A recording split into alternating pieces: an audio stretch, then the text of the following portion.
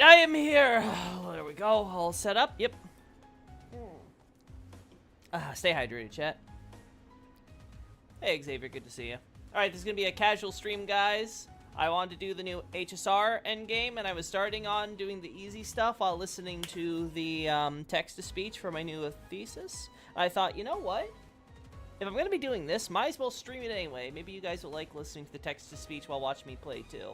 Although, I don't know. Do we want to do it like this? I'll put on some Oblivion music in the background instead. Hey, Nobre, good to see you. I was watching some of Smotown's new video on Fear and Hunger. Oh, cool. I hope it goes well for Smotown. I'm glad that Smotown doesn't just stick to FromSoft stuff, that he basically kind of just tells the lore of whatever games he's interested in and wants to share. That's really commendable. Anyway, so, Loki, you promised. I promised what? What did I promise? I will not take responsibility for anything that past Loki says. Past Loki is an asshole. You know very well. No, I don't, actually.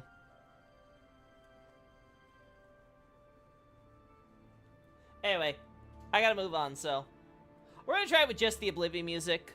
Oh, voice chat. I never promised anything. Though, that said, I did in fact go inside the voice chat for 2 seconds. Now, granted, I wanted to say hi and bye, but I didn't realize I muted myself.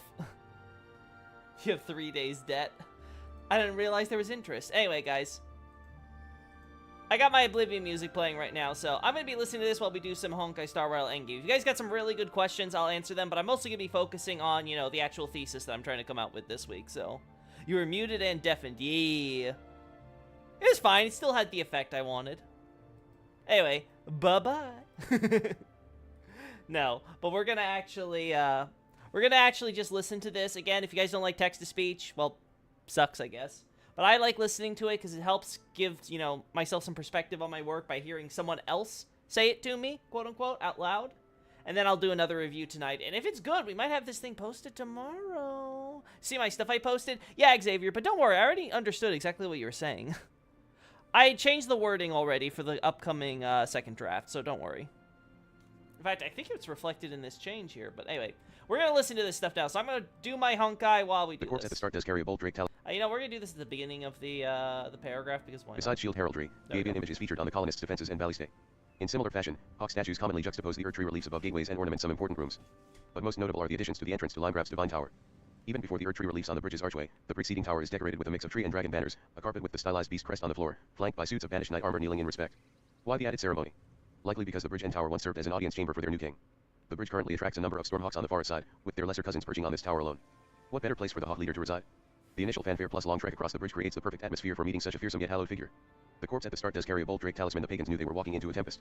For the dragon worshippers, the hour must have rung like the rebirth of their age-old civilization, a renaissance promising greater glory across the lands between than ever previously imagined. Indeed, we do see a certain fervor to spread their dominion to every corner. While it is possible that Stormgate was built during the days of the penal colony to regulate access of Stormhill, the same cannot be said for other infrastructure. For example, the current Erdtree highway from Stormvale Castle to the Weeping Peninsula is facilitated by 2 bridges, one spanning the mouth of the Murkwater Valley, the second, the strait at Limegraf's southernmost tip. Both are made in the Norman style and use plain tiling, indicating that they preceded the highway. In other words, were built by Stormvale during their independence. Okay. The Bridge of Sacrifices in particular is what makes the Weeping Peninsula a peninsula, demonstrating Stormvale's firm desire to reconnect the long-isolated island with the mainland. Okay, what was that it said? For example, the current Erdtree... Okay, we got that. The second, the strait at Limegrave's southernmost tip. Okay, it's southernmost tip that they were saying. Gotcha. Okay, that's fine then. The Bridge of Sacrifices in particular is what makes the Weeping Peninsula a peninsula, demonstrating Feels like Stormvale's TikTok firm desire to videos, they reconnect have the voices, long-isolated sure. island with the mainland. But the rebels did not come bearing an olive branch. The spell Drake Talisman from Earthborn Cave implies that the visiting dragon worshippers actually had conflict with sorcerers of the demi-human forest ruins. Side D, as added evidence, the forest lookout tower specifically overlooks the wooded area from an adjacent cliff top, the leftover equipment and ruined walls conveying the small fort that Stormvale's forces once built to manage this region.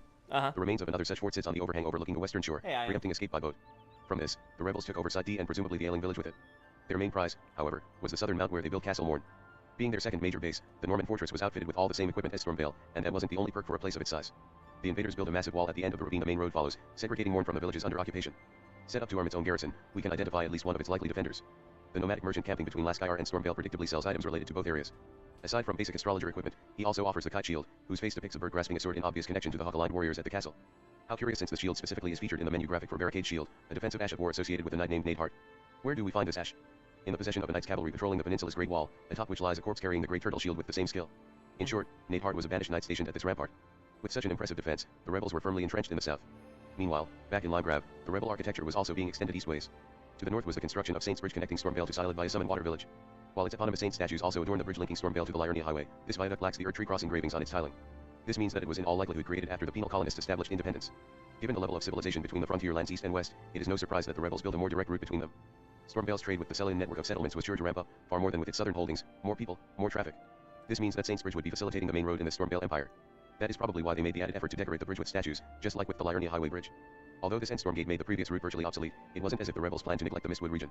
They did establish Fort 8 down further south, on a hill along the ocean precipice beyond Mistwood, another Norman construct with all the expected equipment in its stores. Much like the Forest Lookout Tower on the peninsula, the primary purpose of this garrison was seemingly to oversee Eocade, keeping the aesthetics of Mistwood in line. It also had good view of the neighboring beach, should a maritime invasion ever be in the cards. Still, Fort 8 was evidently meant to only be a satellite station for Stormvale, one of many more to come. Further east into Silet exist Fort Scale and Faroth, the former perched over the entirety of Limegrave as well as Xylem, the latter, bordering from Megala with overview of Celia. In fact, before reaching the Sorcery Town, the highway must pass through the Celia Gateway, identical to Stormgate. The gateway's upper level is also the only way to access the Swamp Lookout Tower overseeing the entire region the highway follows. And we can only reach this upper level by climbing the mountain slopes from Celia. Behind the gate, Dowry sits in the same chair with hawk design used by firm colonists. Finally, there is Redmond Castle on the southeastern island, accessible solely by the impassable Great Bridge. That last example looks to have been constructed with sandstone rather than the typical limestone, but each one of these Norman fortifications keeps the predictable armaments, leaving no question to their builders, for Redmond specifically, both variations of the firm chairs. By all indications, Stormvale's rebel army occupied everything between it and Firm Megala. They certainly considered Silet their territory. Roughly midway between the Celia Gateway and Redmond Castle, a basin harbors a crystal tier which has garnered a windy nature from its environment, befitting the storm-wielding Banished Knights. Moreover, on a hill by the roadside between Fort Gale and Redmond Castle sits the Cathedral of Dragon Communion, two practicing Banished Knights still guarding the ruins to this day. The larger church correlates with the closer proximity to the Dragon Faith's homeland and is easily accessible to all the worshippers' strongholds except Fort Faroth, which is already closer to the Dragon capital. Every which way, the rebels have left their mark on the land. We even see that Celia was integrated into their military and economy. Back west, the Dragon-burnt ruins, Side B, looks to have been a mining town, as the settlement is closest to the Limegrave tunnels. This requires us to cross Eagle Lake, but the lake itself appears to be a more recent phenomenon. The area is rife with dead trees which would never have grown to maturity to begin with if the waters were always so widespread. Even Side B is flooded. Clearly, the lake results from uncontrolled overflow from the Murkwater Valley which naturally spills into the depression. The apparent cause is the destruction of the town, its residents no longer managing the water flow. Before that, the region was a woodland field, which anyone could traverse with relative ease. And at Side B, we can open a chest warping us to Celia Crystal Tunnel. Assuming that a similar chest back once existed in the Silet mine, the town was set up to quickly collect and process smithing stone from both tunnels for Stormvale. They may have even operated smithies, considering its twin blade is stored in another chest in the ruins. This makes it the perfect facility for the rapidly expanding rebels. However, the migrating army wasn't simply welcomed in by the agnostic Sorcery Town. Hugwees is a born Celian who studied to become a Haim of Badlemage and Raylocaria. And yet, according to the description of his ashes, this sorcerer dedicated to quelling conflict ironically came to seek it after a point. What? We need only see how Hugwees is imprisoned in the Celia Everjail. Something back home incited him to fight and be forcibly arrested. The obvious answer would be foreign occupation, the beefy and patriotic Badlemage resisting the invaders disturbing his humble homeland on behalf of his feeble kinsmen. As a result, he was made an example of, thrown in an Everjail resting overhead of town at Grial's Dragon Barrow, a constant reminder of a rebellious sorcerer's fate hanging above the Celians' heads. There are no signs of religious persecution by the dragon worshippers, but it is recognizable that, south or east, anyone living on the frontier now had to answer to the firm faithful. Some were more willing to adapt to their new masters. We encounter a Magma Wyrm as the boss of Gale Tunnel, implying that one of the miners committed to Dragon Communion. This by itself isn't anything special for a mine in former rebel territory. However, defeating the Wyrm rewards us with Moonveil, a katana designed to be wielded by sorcerers.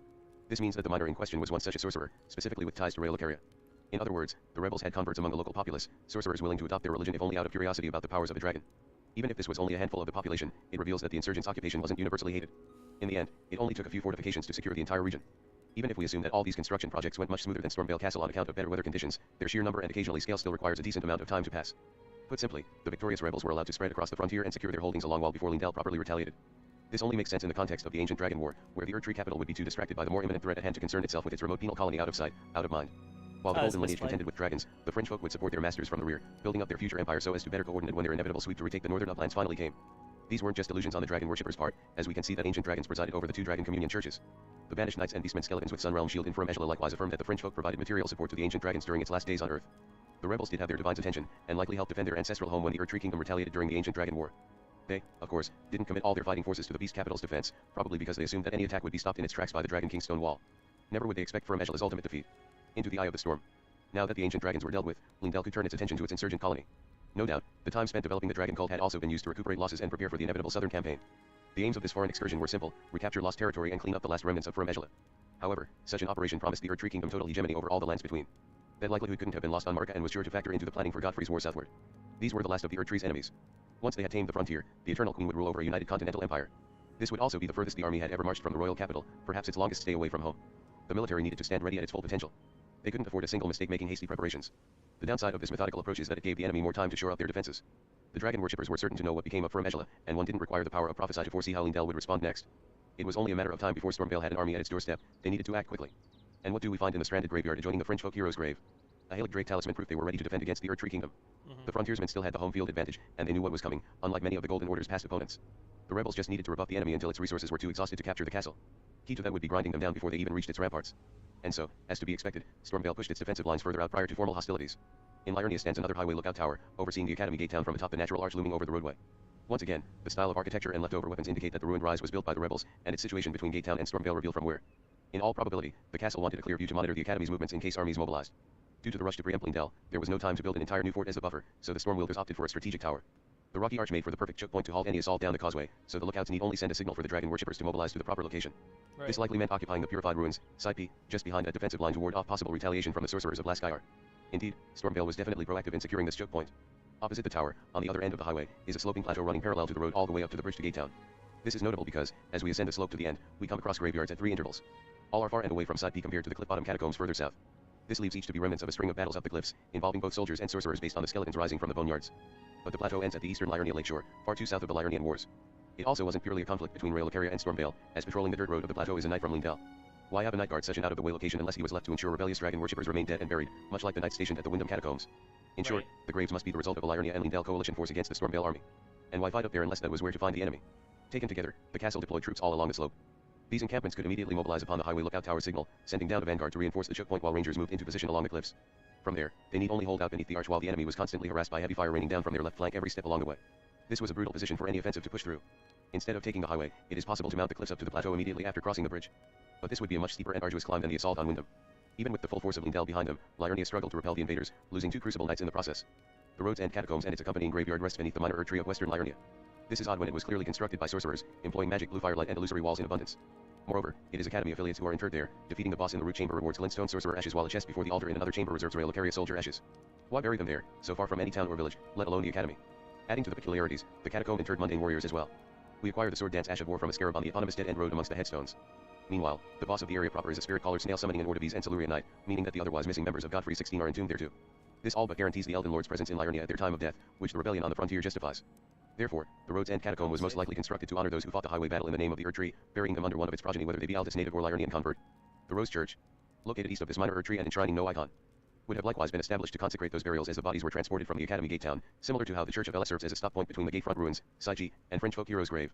The catacomb may have been treated as a substitute for the traditional tomb to heroes. It is curious that the 3 lands with catacombs under minor Erdtree's Liurnia, Weeping Peninsula, and Silent all lack a hero graves area. Regardless, this mortuary system reveals that the coalition force struggled to simply brute force their way through the enemy line. If Godfrey wanted to claim victory, then they had to try a more creative approach. Another Erdtree highway stretches from the eastern Liurnia lakeshore to the Liurnia lakeshore down south, weaving through the forests and streets of Gate Town and Laskayar. This route is of little benefit to Lindell when the existing road already facilitates continuous transit from the capital all the way to Stormveil. The Liurnian Wars also never stretched farther than the eastern tableland, so it can't be related to a military purpose in those 2 campaigns. That being the case, the road was most likely paved during this period against the French folk. It can certainly serve a military purpose, streamlining marches and supply lines from the Gate Town to Laskayar. We also find a scarab west of Laskayar, rolling up the Ash of War for Vow of the Indomitable, a shield skill of the old Erdtree warriors. Despite its defensive nature, that momentary invincibility via the protection of gold is perfect for a force advancing against an enemy unable to mount a sustained counter-offensive. The user simply withstands the first blow while the group neutralizes the threat. And doesn't this highway enable that tactic? Recall that Laskayar is the main point to strike behind the enemy line. If Godfrey could quickly march an army down around the choke point, they could plow straight through from behind before the rebels had a chance to shore up Side P. So long as they survived the brief window of a scrambled enemy counterattack, that blitzkrieg would decisively break the defensive line with minimal losses. To do that, the coalition needed to work rapidly yet discreetly. Thus, bearing all this in mind, the troops stationed at Gate Town probably continued to pressure the front line as a distraction, keeping the enemy's attention on them and luring the defense into a false sense of security about their plans. With Godfrey sending even some of his own Crucible Knights on these suicide runs, the French folk would never suspect that these were anything but serious attempts to break through their setup. Meanwhile, the highway was quietly built out, perhaps using the cover of fog and trees to evade notice from the lookout tower. By the time the defenders realized it was all a ploy, it was too late. The coalition had moved the main army over to Laskayar and pushed through Side P, completely outflanking their opponents. The defensive line was decimated, the highway lookout tower reduced to ruin. Suddenly, the encampment's advantageous position up the slope was flipped on its head. They were now trapped on the high ground, cut off from home. The coalition could simply grind them down while slowly ascending the plateau. It was their turn to face the suicide run. As the different graveyards across this relatively small upland show, the rebels continued the fight at every juncture. Despite their dwindling numbers and hopeless situation losing ground, they kept trying to break through, evidently bringing down some sorcerers in the process.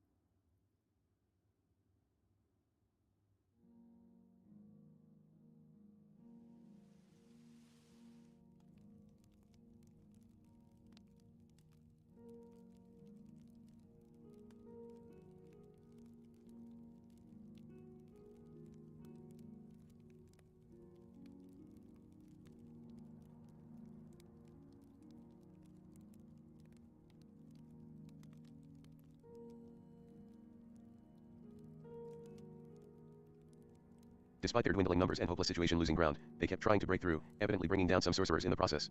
But in the end, they were all either killed or forced to surrender. However, the Liurnians would take no prisoners. Among the spellcaster skeletons at the Gate Town Cemetery is the odd militiaman, bandit, and most notably executioner. Since both Liurnian wars ended with a stalemate, the only opportunity to execute defeated armies in the region was after the French folks' defeat at the highway. One way or another, that plateau would be their grave. With the sorcerers no longer under threat, the Erdtree army was able to move on to the main objective. However, they were at a crossroads. If they proceeded along the main highway to the bridge, they would invariably run up against another heavily defended choke point at the bridge straddling Liurnia and Limegrave. Indeed, we can find a string of headstones on the cliffs next to the highway at the entrance to this narrow passage, so there were clashes at this bridge. And unlike the natural arch, there was no way to circumvent the path, meaning that they would need to simply trudge through another suicide run. And their reward? Reaching only the castle gates. How many able-bodied men could Godfrey sacrifice before capturing Stormveil was simply impossible. Clearly, not too many, as he chose to take the alternative. The Erdtree highway through Laskyar continues all the way up the hill to the back of Stormveil, implicating this as their main avenue for attack. The Elden Lord only needed to station enough troops to secure the bridge, forcing the enemy to make the suicide run if they wanted to counterattack. Otherwise, the main force would proceed to the castle's rear. Considering the graves at Laskyar, the rebels might have realized the coalition's aim and moved to intercept first. But however that played out, Godfrey led the troops up to Stormveil's ramparts. There the real battle began as the coalition attempted to surmount the castle walls, with heavy losses on both sides. Headstones litter all along the cliff tops, local skeletons almost exclusively spellcasters, though a corpse among them does carry warming stones. Conversely, the back end of the castle houses flat-top graves among others. The pagans under assault had their dead buried on the spot, constantly minding the walls. It was a fierce battle. Finally, came the duel between Godfrey and the Stormlord. The use of Ikiyuki specifically implies single combat within the context of a larger battle. This can be either a random encounter on the battlefield or a fight arranged while the two opposing armies stand by and watch. In all likelihood, the Stormhawk King challenged the warlord to the latter. For one, both his so-called twin wings survive him, faithfully protecting the Hawk's castle in his absence up through the reign of King Morgott. If this duel with the Elden Lord was happenstance, then where were they to lay down their lives for their lord before the kings clashed? Then there are the circumstances of the battle, suggesting a prolonged struggle at the walls before the fighting ended. The Hawk could fly down upon any opponent of his choosing. Why had he not descended upon the enemy commander sooner if he was willing to bow? Rather, it appears as if the Storm King entered the fray to settle the bloodshed as the bodies continued to pile up. And so, their duel was a formal challenge to decide the battle. Both sides had reasons to respect this arrangement. For the old Stormhawk King, there was responsibility to his subjects. Countless were dying to defend the walls, and that could only continue for so long. The Aldis and Liurnia coalition force doubtless had more soldiers to spare, and the sheer number of sorcerers among the dead may suggest that the Liurnians were the ones placed on the front line, given the opportunity to pay back the rebel second invasion. This means that Godfrey still had most of his troops in reserve, highlighting Stormveil's disadvantage despite the superior defensive position. The only option was to call in reinforcements from across the frontier, but the Stormlord plainly didn't believe that they would arrive in time, which reinforces the direness of the situation. In that case, his best hope was to appeal to Godfrey's honor and let a duel to the death decide things. If the demigod fell, the coalition would retreat and never return. If the Hawk fell, the castle garrison would submit to Lindel's rule, sparing their lives and place at the castle. Any strategist could tell you that this was a desperate gamble, but the Stormhawk King shared a certain kinship with Godfrey. After all, both kings possessed an animal ferocity and proved to appreciate a simple, straightforward battle. Each lord was likewise inspirations to his troops with the responsibility that comes with that. Was Godfrey, especially with counsel from Serosh, to ignore a challenge of strength and simply keep grinding the enemy down? Even if victory was assured, would he be willing to waste time and manpower wiping out the rebels to the last man? He had already lost two of his best knights. Did he really wish to risk losing more? All of these considerations make the Elden Lord liable to accept the Hawk's duel. The Stormlord had the same considerations. Was it not better for his subjects to live on Stormhill as vassals to another than die as hopeless defenders to a lost cause? Was he willing to let the Hawks become a mere memory of their ancient homeland? In the end, he trusted Godfrey to be a good master to his people should he fall in battle. We see the sentiment reflected in the Stormlord after death. Nephililu, whose surname betrays her as Godfrey's descendant, is selected as heir to Stormveil after receiving the Stormhawk King's ashes. Despite lacking a sense for spirits like Roderica, she is still able to deduce that they belong to a hawk by the smell of the old storm as a former owner. And when next seen as the heir, she vows to call that storm, implying the proud Stormhawk will answer her summons. Why forego his pride unless he recognizes her connection to the king who honorably bested him as an equal in single combat, not to mention her sincerity? Treating him with care and respect on account of fondly remembering her first hawk, the hawk from when she first vowed as a warrior to blow away the filth on the winds. It is someone of Godfrey's family line with the ancestral Hawk King support whom a local feudal lord like Kenneth Haight can accept as his new king over Limegrave. This incident also leaves no doubt that ownership of Stormveil was stipulated in the spoils for that duel between Hawk and Demigod. In one epic confrontation, the entire battle was to be decided, and in the end, Godfrey emerged victorious. The Stormlord's remains were apparently moved to the Chapel of Anticipation along with those of loyal vassals like Dian, presumably because it is where the heavy winds blow in from the sea. The strong-minded king certainly loves to get out and smell the fresh air, even as Ash. This was the most fitting honor a fellow king could bestow to a worthy adversary. Standing tall on that island, his grave would always look on at the majesty of the castle he briefly ruled. The respect the Stormhawk King earned from the Elden Lord is palpable and seems to have left a lasting impression. As Nephili alludes, Godfrey did later choose to reside in a land with similar hawks. Their encounter might have been brief, but the memory of their pivotal battle would forever be cherished. Home away from home. With the duel over and Stormveil falling into the Erdtree Kingdom's grasp, there was more to do than just the final rites to the fallen. By the time cleanup for the battle began, Godfrey must have realized the full scope of the rebellion, with the insurgents spread across the whole frontier. Whatever initial expectations, this wasn't going to be a quick sweep over a remote backwater. Marcus Side Stream had become a mess of distributaries. It would take time to uproot such a thoroughly entrenched enemy. Fortunately for the Erdtree Kingdom, its golden army had already cleared one of the largest hurdles. With the Stormhill colony reclaimed, they had cut off the head of the proverbial serpent while simultaneously obtaining the perfect launch point for further incursions into the region. In short, Godfrey was to convert Stormveil Castle into a base of operations for a prolonged southern campaign, his largest yet. He most definitely made himself at home. Various furniture and decor have been haphazardly stored inside the castle walls, many of which are common to Lindell. From this, we can infer that Godfrey imported all the luxuries he enjoyed at the royal capital for his living arrangement. In the peacetime since his absence, these spare amenities were gradually moved out to storage for one reason or another, hence cluttering the rampart passages despite conflict recently reigniting with the Shattering. Adopting Stormveil as his new home is also likely why we find two Crucible Knights in the area. One guards the chapel outside the western walls, even now that it lies in ruins. Another Ordovize Knight hides in the Stormhill Everjail, thus implicitly already staying at the nearby castle when imprisoned. What would keep them in this faraway land for so long except loyalty to their king who made the fortress his palace? Stormvale became Godfrey's home base in every sense. Not just for him but also his wife. The Church of Irith built at the boneyard behind Stormvale enshrines her icon, so she must have visited the castle at least by the battle's end. Indeed, why wouldn't the queen come to commemorate her husband's victory? Pacifying the rebels of their frontier colony was the objective, and she never had the chance to tour the finished castle. Therefore, her leave from domestic affairs of the capital to witness the new extent of her empire isn't surprising. And if Godfrey was staying for the foreseeable future, why not her? Her grown children could handle affairs back home on her behalf. Staying wouldn't affect her research into order either. The new highway conveniently facilitates quick and easy travel from Stormvale all the way to the Carrion Study Hall, allowing the God Queen to join in her other half's inquiries at her leisure. Whether or not that was the specific intention to the road's extent, moving out to the remote countryside cost her nothing. If anything, it was where she was most needed, for the royalty's presence was important to keeping a tight grip over their recaptured colony. Towering over the aforementioned pagan graveyard is a classical-style rotunda, which stands out from the rest of the castle's Norman architecture but fits right in with Lindell. Ornamenting the building's interior and exterior are icons of the Erdtree, Marika pouring her vessel, the flower picker, and most importantly Godfrey with Saros standing triumphantly behind a third Elden throne. Taken together, it is obvious that the king built for himself an audience chamber for his stay at Stormvale, projecting his power and superiority as the Erdtree's champion. The location was just as propagandistic as the iconography, anyone seeking an audience forced to pass reminders of those who perished foolishly resisting his will, statues of Erdtree sentinels bearing down upon them. For comparison, the Stormlord's old audience chamber also has the same watchful eyes of stone sentinels preceding it. Together with the icons of a prince holding up a shield present a strong image of the crown preserving the status quo. The message is clear, there is a new king in town, and he had the strength to ensure that never changed. No one would think of rebelling again so long as Godfrey still lived, and he made sure none of them could forget it. The warlord's portrait hangs above the entryway to the main chapel of the castle church. Another, far larger, painting hangs in the dining hall, though this concept art depicts his axe broken, which doesn't occur until after he left the lens between in the Long March. Regardless of any anachronism, these paintings make it impossible to attend mass or eat a meal without being reminded of the Elden Lord. Furthermore, a corpse in Stormvale possesses a wooden great shield depicting a sword flanked by two leonine beasts, Godfrey's symbol. In fact, green banners featuring his beast crest hang everywhere, including from the wall, those in particular held up by golden beast grotesques. On the subject, the Erdtree signature color became just as much a motif to showcase who was now in charge. Neo-Gothic gold ornamentation crowns the castle's battlements, and the same accents the rest of the infrastructure. New species of tree and bush with bright yellow leaves are also planted all around the castle inside and out.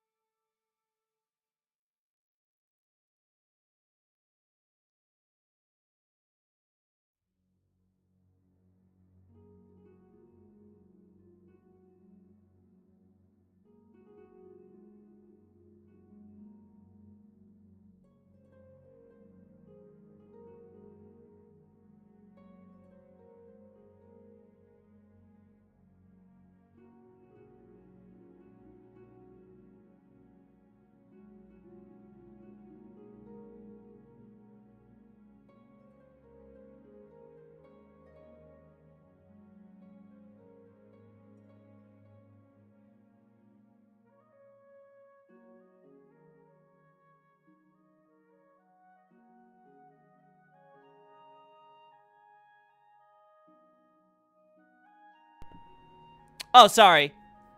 Sorry, was I muted there? Sorry there. No, I was looking through this. Because I wasn't sure I really liked On the Subject.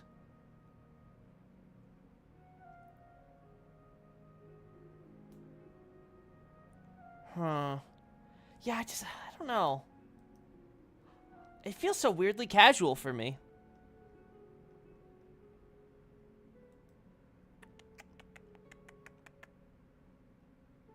Huh. You were muted for a long while? Yeah, that makes sense. I was probably muted then since, when I was responding to Nobre. You know what, I bet you I thought I was muted and then I unmuted myself, but I actually muted myself. Anyway, it's fine.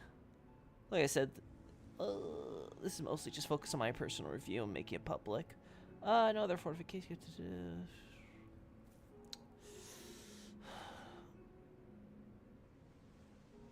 Okay, I know why I did this, right? Because I mentioned the golden beast grotesque. So I say on the subject. I think if I said on the subject of gold, this would work then. I think that's the problem I have. It just feels kind of weird and random without the clarification. So I'm going to add that now. On the subject of gold, the Erdtree signature color became... Yeah, that's better. Okay, now I'm happy with it. There, now I'm happy with it. Yeah, this ain't a serious stream. It's fine, yeah. It's not like my Dark Souls 3 lore play where the first 20 minutes were muted. Oh, God, that was so embarrassing. Well, it taught me to get into the habit of actually checking chat more regularly, though my ADD brain still sometimes hyper-focuses on what I'm doing without looking at you guys, so apologies. Apologies, my children, you're all neglected. Anyway, back to what I was doing. New species of tree and bush with bright yellow leaves are also planted all around the castle inside and out. Also, new enemy. In particular, these peculiar plants are concentrated around the main path leading from the outer gate, through the inner bailies, to Godfrey's throne room. The aforementioned graveyard leading up to the audience chamber additionally grows the golden flowers derived from the Erdtree's sacred sap. No other fortification captured by the Erdtree Kingdom has received this level of embellishment. The only purpose to these gaudy additions is to instill the image of gold dominating the firm colonist construction. This makes sense in the context of King Godfrey projecting his secure hold over the castle. The method isn't unprecedented. The Chapel of Anticipation Cemetery from the Age of Plenty has gold infused into its soil, which explains the total yellowing of foliage on the island with the golden flowers also replete among the graves. Clearly, the Erdtree Kingdom was more than willing to employ this kind of technique way back when construction on Stormvale first began. The secluded churchyard wasn't bottom of mind either, since it was decided to inter the Stormlord and his kin at the small church itself, where it would also receive the Neo-Gothic facelift. If all that gold at the chapel graveyard wasn't enough to stop a rebellion, then maybe they just needed to plaster it across the whole penal colony. Now everyone knew that this place belonged to Godfrey and his golden lineage, residents and visitors alike. The one saving grace for the beaten rebels is that the Elden Lord fully intended to fulfill his promise and be a good steward to the Stormlord's former subjects. Before we can even approach Godfrey's tower, we must pass through one last gate on the main path. This entrance bombards visitors with much of the same imagery to come. Sentinel statues flank the sides, lion reliefs adorn the walls, and female grotesques bore their vessels overhead or would if, like the grotesques of the castle chapel, their figures hadn't broken from prolonged weathering in the storm. However, there is one curious detail above the gateway itself, a line of sage statues, similarly lost to the elements. The choice of icon over the saint variant gives the impression of wanting a dialogue. While that might sound odd given the show of strength just beyond this corridor, the idea seems to be more the carrot and stick approach. The same hawk figure paired with the Erdtree above the inner main gate hangs just beneath these sages. This suggests a willingness to accommodate the penal colonists. Certainly, there was a cultural mollification. Like with the case of the fortified manor, Godfrey ultimately left up much of the dragon and hawk iconography around the castle, including banners. His throne room even incorporates hawks alongside the lion and shield prince figures. That comparison with the castle manor they come from is especially apt, judging by the similar circumstances facing the penal colonists now. Once again, they have been conquered. Low-key Once real again, voice a peace reveal. negotiated on their behalf. Once again, they have traded their lives for their land and freedom. The only difference this time is that they were allowed to stay at the home they lost, much like the garrison of Castle Sol. And noble Godfrey, appreciating an honest fight, tried to reconcile with the men and birds forced to submit. Looking beyond Stormvale, Godfrey apparently had a new arena constructed on the hill out a short ways east. That decision isn't surprising. If he was going to be away from the royal capital for so long, he may as well bring his favorite form of entertainment with him. Though far smaller than the Colosseum in Lindell, it is much the same as the original. The main differences are the smoldering braziers, understandable considering the constant Gale Beast crest banners, and statues flanking Marcus' icon in the actual fighting pit. Even battered by the winds, it is undeniable the figure depicted is Saint, not Sentinel. The obvious implication is that it is the pagans of Stormvale supporting Godfrey's god for the glory of the Erdtree the arena faces, upholding their golden order there. Such propaganda is them extending a hand to cooperate rather than simply imposing their absolute will. The warlord had nonetheless been choosing to respect their culture rather than erase it. But make no mistake, tolerance is not acceptance. Levers to the mechanisms in Stormvale feature the same tree design seen in Lindell. This is notable because other fortifications built by firm colonists, from Shaded Castle to Carrier Manor, instead use a different design featuring a hawk's head. The details to these levers aren't always relevant to From Software. All tunnels use the hawk-style lever while all catacombs use the Eternal City-style one. Evidently, the developers often chose the model that best blended in with their other generic assets. However, this makes it all the odder that they broke pattern from the other castles. Swapping out the levers indicates that this is more than just fitting the ambience. Indeed, the only There's other that example of lever replacing the lore. lever is the fortified manor, another castle that Godfrey had made his dwelling. In other words, the choice of tree over hawk is probably to reflect the Elden Lord embedding himself in the pagan space, making it comport more to his values. Suffice to say, Godfrey wasn't full-heartedly embracing the rebels as equals and brothers in faith. His love for the people he conquered only went so far. As the Hawkshield insinuates, never would they be permitted to fight in that name. The Stormhawk Nation was to be forgotten. They were subjects of the Erdtree Kingdom now, and the warlord made sure they abandoned that old crest. What he left in place was a compromise for them to conform if not assimilate. No matter his personal affinity for the Stormlord, this was a pragmatic decision to reduce friction in the transition of power. Neither he nor Marika cared if they continued protecting the castle out of some personal patriotism and silent defiance. They could die as pagans in their home so long as they bowed their heads. And clearly, it worked. We can see that the banished knights and exile soldiers have been mainstays at the castle up until the present era, as have the resident Stormhawks. The garrison honored the Stormlord's last will and chose to live as guards on behalf of the Golden Lineage, even if that meant never raising the Hawk crest in their castle again. They would protect Stormvale in Godfrey's absence if not actively assist in bringing their former comrades to heel. There may have been some stubborn souls who still refused to yield. There is an executioner among the sorcerers rising from the Irith graves. However, most steadfast rebels had almost certainly fled the castle when they saw that the battle was lost. But their hour of judgment was close at hand. With the Erdtree King and Queen moving in, it was finally time to bring the entire continent within bounds of the Golden Order. From Hill to Weeping Sea. During all the redecorating, the campaign continued. As soon as they were ready to mobilize, Erdtree troops had probably begun securing the immediate area, namely Stormhill. We can find yet another graveyard in vicinity of the castle, on a knoll out front to the west. A number of the skeletons buried there are knights bearing the Sunrealm shield, so these were undoubtedly troops who died fighting as outsiders to Stormvale. Add to that, there is a coffin cemetery and cliffside graveyard opposite side of the highway. Further east lies the death-touched catacombs, some of whose skeletons possess the scripture wooden shield like in the Oriza hero's grave back on Altus. Factoring it all together, the Erdtree army was most likely busy cleaning up the stragglers who refused to bend the knee and retreated into the forests and crags awaiting reinforcements.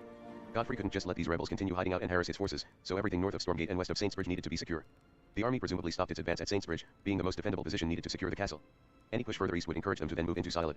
After all, the map of Eastern Limegraph's description confirms that the military took the road there to reach the Celian heartland. However, the sword monument at entrance to the region confirms that it was the site of Godfrey's last battles, meaning that this cannot have occurred before the Morn siege, which the Elden Lord was also expressly present for. Put simply, there is no incentive to push east when the commander wishes to first head south. The soldiers had an excellent choke point at Saintsbridge and so could afford to sit there defending while the main army cleared the rebels before Stormgate. On that note, clearing out the perimeter around the gate front's natural wall came next. After securing Side G, Godfrey's encountered more resistance left and right. To the west there is the graveyard and adjacent Stormfoot catacombs, unique for the banished knight armor entombed with the bones. Further out onto the seashore, a scarab rolls up the stamp, Sweep, Ash of War. Across the water, the Church of Dragon Communion, along with its draconic pastor, has also been reduced to ruin. To the east there are a string of graves stacking against Storm Hill, with another along a smaller precipice just south of it. The Fulgur blooms growing in the center of this burial ground indicate that knights of the ancient dragon cult count among the dead. And past all that is another large concentration of graves leading into Murkwater catacombs. Altogether, these resting places serve as legacy to Godfrey's subsequent sweep over the region, though the last example may be from a slightly later conflict. A little ahead of Side G, we can descend a slope to Adil Lake and Side B. Along the way, we inevitably come up to a small tomb to someone. Perhaps a brave fool dared to challenge the Erdtree army solo as they crossed the field from the highway, earning Godfrey's respect and a special burial on the spot. Whatever the truth, we can only spy an exceptionally small cemetery behind the mining town itself, so there may not have even been any conflict there. Alternatively, the soldiers who did fight and die in this hypothetical battle for Side B were the ones buried at Murkwater catacombs. We do need to head up the Murky River Valley to reach that area on foot without scaling the cliffside graves, and involvement of resident sorcerers who warped in from Silet might explain the statues of burial watchdogs with sorcery staff inside. No. Whatever the specifics, the entire northern reach of western Limegrab was ultimately conquered. Now Godfrey could turn his attention south proper. From Side G, the Elden Lord's army marched down to the Weeping Peninsula, paving a new highway in their wake. As we follow the Erdtree cross tiling, we pass collections of graves by the roadsides at regular intervals. The rebels seem to have blocked their path almost constantly, slowing the march. Even still, each roadblock ended with victory after victory. They simply pushed through with grit, as evidenced by the scarab on the highway just before the first bridge rolling up the determination ash of war. The army likely set up a defensive position as they passed the slope down to the Mistwood region. Like with Saints Bridge, there was no reason to push east when they had an excellent choke point and no intention to conquer Silet. At the same time, they couldn't ignore the only obvious point of weakness in their supply lines. Godfrey therefore probably set up an encampment and continued on toward the Weeping Peninsula. The skirmishes refused to relent as the army kept tracing the highway. It was around this time at earliest that the kingdom established a waypoint town. Supply lines would be stretched thin from this point on, so a rest stop would definitely have been welcome. A coffin cemetery behind the waypoint ruins also opens up the possibility of a battle for the land. Either way, their march continued to the Bridge of Sacrifice. The heaviest fighting appears to have begun upon the approach. Cliffside graves litter the preceding valley, whose narrow gap only heightens the difficulty in breaking through to the peninsula. But eventually, the Erdtree forces pushed out of the valley, captured the bridge, and made it across. From there, Godfrey continued along the path to Castle Morn until hitting the Great Wall. The wall is where the kingdom stopped constructing the highway, and the Crimson Amber medallion sold by the local nomad is a liable relic of the resulting clash. The fighting was definitely another major hotspot in the campaign. Cliffside graveyards on either side of the gorge precede the wall, implying that the enemy was at both their flanks picking them off with piercing arrows if the mighty shot Ash of War Scarab rolls up is any indication. This plus the garrison atop the ramparts must have made for a miserable trudge. However, it also seems to have pushed the Erdtree army outward to first take both valley tops. Battles for the east end result in the graveyard leading into the Impaler's catacombs. Clashes in the west, meanwhile, likely produce the tombs in the valley below the Ailing village. Note how a scarab among the headstones rolls up Lightning Strike, an ancient dragon cult incantation. Factoring that the place is also the site of Fulgur blooms, these graves undoubtedly bury a great many knights of Lindell. And with the village liberated, Godfrey probably moved on to Site D. The fortification overseeing the forest was reduced to a half-broken lookout tower and the sorcerer settlement was captured, the dead buried at the cliffs behind it. From there, they either climbed said cliffs or took the rope bridge across. In either case, the tomb's ward catacombs was built beneath the minor Erdtree in the course of soldiers fighting their way to the western shore. Godfrey subjugated the land up to the Tower of Return, which was laid to waste, a coffin cemetery left beneath the height the ruins sat upon. The last of the potential harassers quashed, it was then simply a matter of breaching the Great Wall. Even with all the forces on the flanks dealt with, breaching the rampart was surely another epic endeavor, given Nidhart's reputation. Whether the knight was the commander of this great wall or simply a distinguished member of the garrison, his invention of Barricade Shield proves his dedication to rebuffing any assault upon this fortification. The skill is more accurately Impregnable Shield, with kanji for that adjective more literally meaning iron wall. The rampart may be stone, but he refused to let it crumble, hence the shield skill enabling the owner to guard more and heavier assaults for longer. In the end, we can see that the wall did fall, however, and has apparently remained unrepaired ever since, perhaps a show of respect by Godfrey, honoring the knight who kept it standing better than anyone thereafter ever could. Regardless, the path was now open, straight to Castle Morn. One-man army. The battle to capture Morn is evident from the graveyard established on the beach behind it.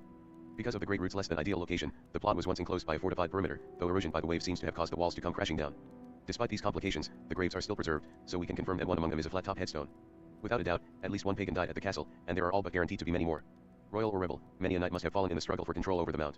Godfrey's side eventually won out, the Weeping Peninsula was finally conquered, and the dead were subsequently buried out back. But soon, this backyard cemetery would have one additional grave.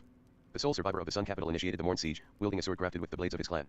This was all for revenge, carrying with him the anger and sorrow of his countless comrades as he continued their battle. We see this demonstrated in the grafted blade greatsword skill, making an oath of vengeance upon the many edges and receiving a boost to poise along with all stats. He fought alone at Castle Morn but shouldered the final will of his people. As to who that will for revenge was directed at, we can infer that it was Godfrey. After all, it was Horrelu who destroyed their civilization and built a kingdom on the ashes. It would be stranger if the clan wasn't resentful. Living or dead, wrath and grief was sure to accumulate so long as the old barbarian drew breath. As to why retribution was only coming for him now, so long after the fact, we need to consider the revenger's circumstances. At the time, the person in question was most likely just another soldier defending his home from an invading tribe. Never would they expect that the Oriza, with the backing of an Empyrean and the Two Fingers, could decimate them so. Perhaps the future reckless hero was a deserter who left his people to die in a momentary lapse of resolve. Perhaps he was knocked out in the chaos and overlooked as another corpse in the pile, regaining consciousness only after the fighting was already over. Whatever the specifics, he alone survived the massacre of his people in Horrolu's war, and his fathomable grief turned to rage. He intended to have justice by the sword. But how? One tribesman wasn't going to accomplish what the entire tribe could not, and possible allies on the plateau were steadily dwindling one by one. The Golden Army was soon everywhere. If he wanted help slaying their warrior king, the Revenger had to seek out not from the living but the dead. Perhaps inspired by the Erdtree of his day, the sole survivor decided to meld his sword with the blades of the fallen. Such grafting was a massive undertaking considering that he managed to collect all of them, but it was well worth the effort seeing the latent grudges empowering their metal. The finished product demanded inordinate strength from the wielder, but that was something a motivated Revenger could train over time. Indeed, recall that the arsenal charm was inspired by the grafted blade greatsword, the iron shaped to resemble a mass of armaments. Fittingly, the talisman allows the holder to carry heavier weights unencumbered, but it implies that people witness the blade as carried by its owner. And considering that we acquired the charm from a corpse in Altus Tunnel, this must have been around East Altus where the Revenger would be collecting the blades to graft. It is possible that the woodfolk occasionally witnessed him in their area, hiding out like a hermit under the cover of mist and foliage. Wherever he absconded, one can only imagine the time he spent stewing in his fury with nothing but his clan swords to keep him company. The lone Avenger spent every day grafting each blade then building up his body, dreaming of the day they would slug Godfrey together. He just had to lay low, biding his time until the hour of vengeance was upon him. Then, so many years later, the Revenger saw his opportunity when the Elden Lord left for the lowlands for the first time, shadowing his army as it marched down to the frontier. This continued with the Warlord leading soldiers further south until finally cornering him at Castle Morn. We can be certain that the Vengeful Swordsman was the attacker in this scenario because of his loner status. If he was supporting the rebels at the castle, then he wasn't alone in this fight. And if he is the one getting sieged, then he is a passive agent in his own revenge, thus no Revenger. This preempts the possibility of him capturing the castle from Godfrey's enemy first either.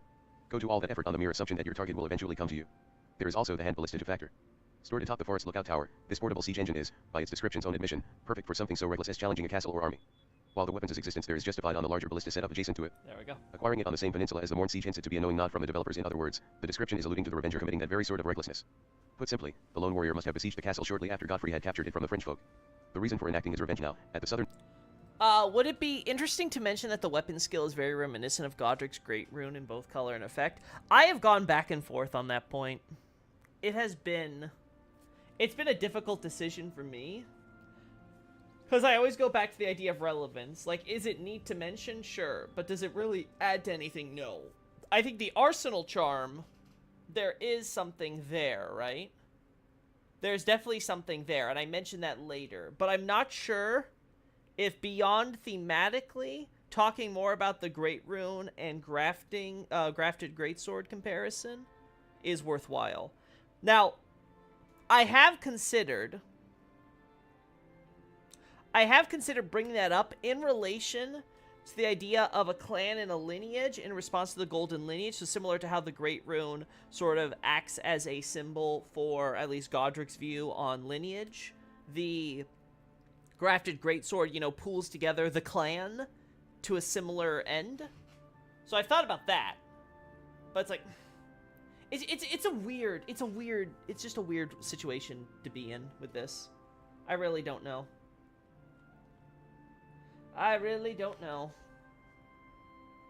Anyway. The reason for enacting his revenge now, at the southernmost tip of the lands between, is obvious. At last, Horlu was as far from the safety of his royal capital as possible, him and his army exhausted capturing a castle. Oh, that's long. The Revenger need only stand at the narrow entrance to trap them inside. Unless Morn's new owners scrounged up enough wood to scrap together a boat, they were cut off from contacting reinforcements. How long could they hold out with their remaining supplies? Surely the rebels depleted existing stores holding out through the last siege. Away. Were they even able to replenish rations at all? Doubtful the Golden Army foraged much in the short interim. When was their next convoy? Is Lake Agiel flooded for the same reason as Liurnia? Yes. Generally, when we're seeing flooding like this, it tends to be because there isn't any water management being done to control the flow of the river to keep it from flooding in the first place. So yes, that would be the idea. Like I said, I'm probably going to move that section on Agiel Lake potentially to the astrologer analysis, because that might be where I first want to mention it. In light of how I'll be talking about that, again, if you guys have seen the, for those that have actually seen the image on Twitter, I have mapped out the, or you can watch my last stream or whatever, right? I actually mapped out the route that you would take, before the bridges existed. And they would pass through what is now Agiel Lake, but at the time it was probably just like a stream or a small brook or something, so it would have been much more feasible to cross at the time. And it's only been recently that's allowed to become what it is now. And that's even assuming that the river flowed as much as it does now. Like, there's a lot of question marks there. Anyway, moving right along.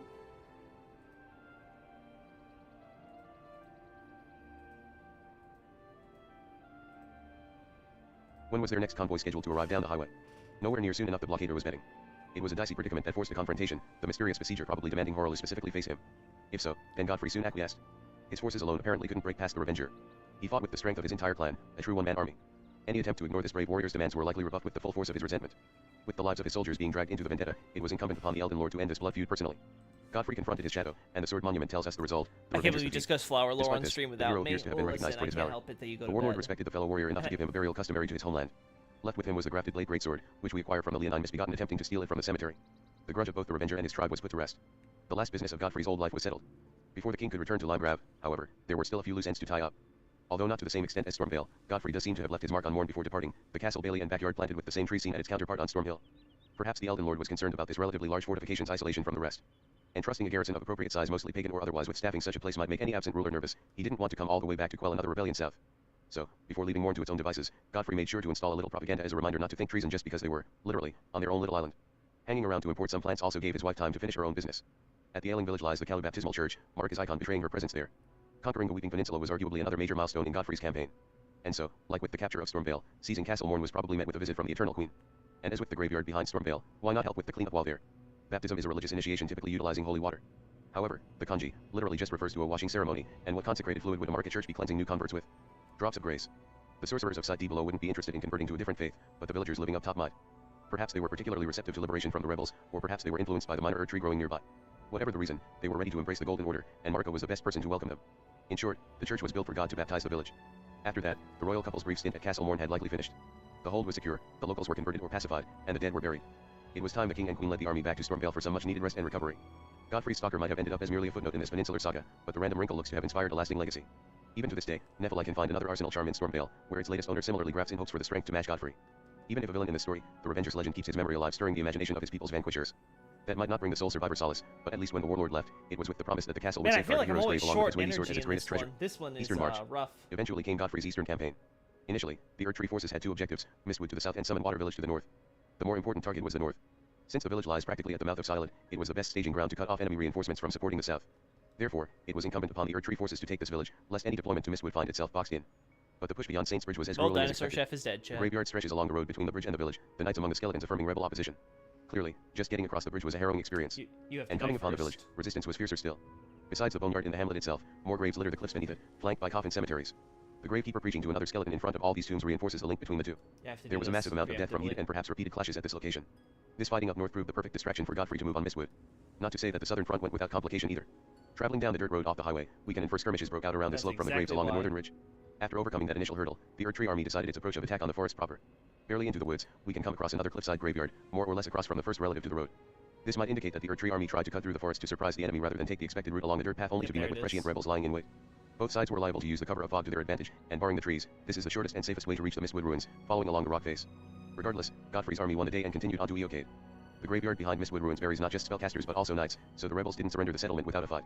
In fact, those spellcasters might even suggest that some of the ascetics fought alongside the dragon worshippers in this battle, whether pressed into service or legitimately sympathetic to their cause. In the end, they failed to hold the village, and Godfrey gave the survivors a chance to pay back their original occupiers. Despite not needing to on the frontier for the longest time, Elmer proves that the ascetics did forge their own armor and shields. The ascetics did forge their own armor and shields at some point. His Wait, fire what? great shield specifically depicts a knight in reddish armor battling skeletal zombies. Wait, one what? partially armored. Wait. That was okay. Despite not needing to on the frontier for the longest time, Elmer proves the ascetics did forge their own armor and shields. All right, we found our first major at some point. There we go. That's a mistake that needs to be corrected. Despite not needing to on the frontier for the longest time, that's a little awkward, to be honest, to read as well, so.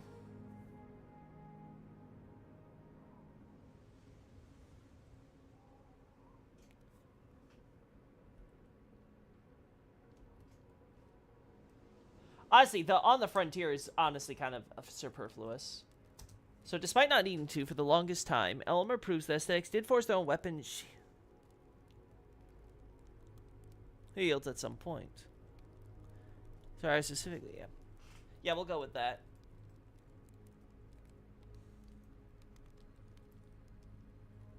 He'll respawn, I'm sure of it. He'll live on in our memories. R.I.P. Dino Chef. Got destroyed by a terrorist, a fortune teller, a scaredy cat, and a streamer. Man, what a way to go out. Have you heard the theory that Mountaintops is a giant tree stump? If so, what are your thoughts about that? I've not heard that theory. I don't believe it. Just as a matter of... Like, just a matter of premise, I don't believe it. As far as I can tell, the Mountaintops looks like just a mountaintop. If you told me that the Mountaintops was not always snowy, I could believe. I actually think there's actually a very high likelihood that that is true. It looks like there probably was a time when the mountaintops were filled with greenery, and then something happened that caused them to be snow-capped. But I do not believe that the mountaintops were once just a giant tree stump. I can only imagine the only reason you'd want to argue that is if you were trying to argue for the Great Tree Theory, which, again, I already think by its nature is bunk, so not helping in that regard. So is snow symbolism for being frozen in time?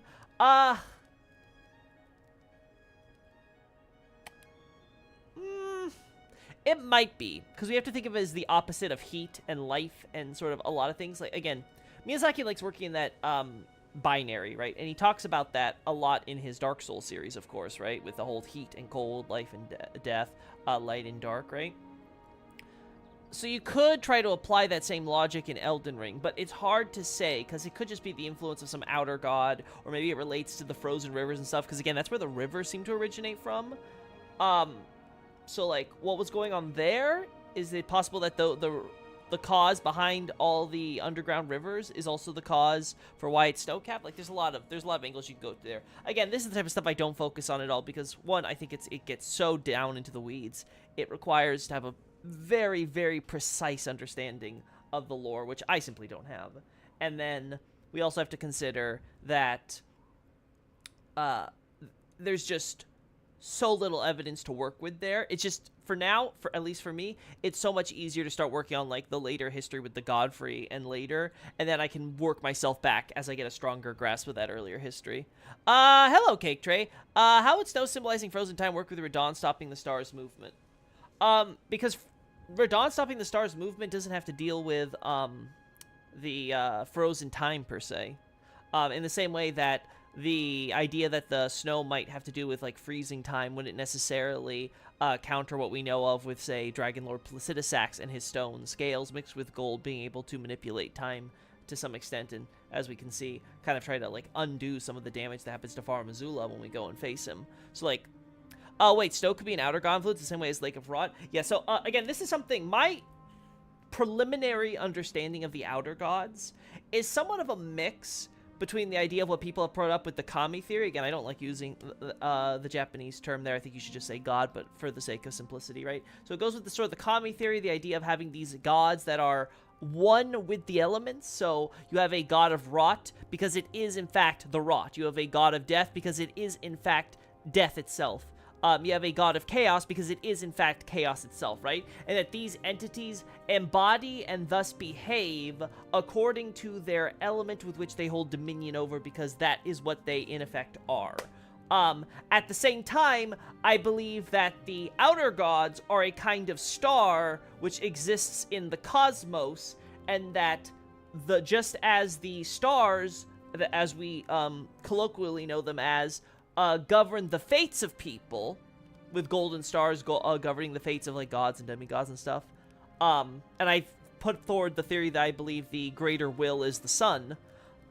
The outer gods would be stars which govern not people, but aspects of disparity itself. So aspects of reality, you could say.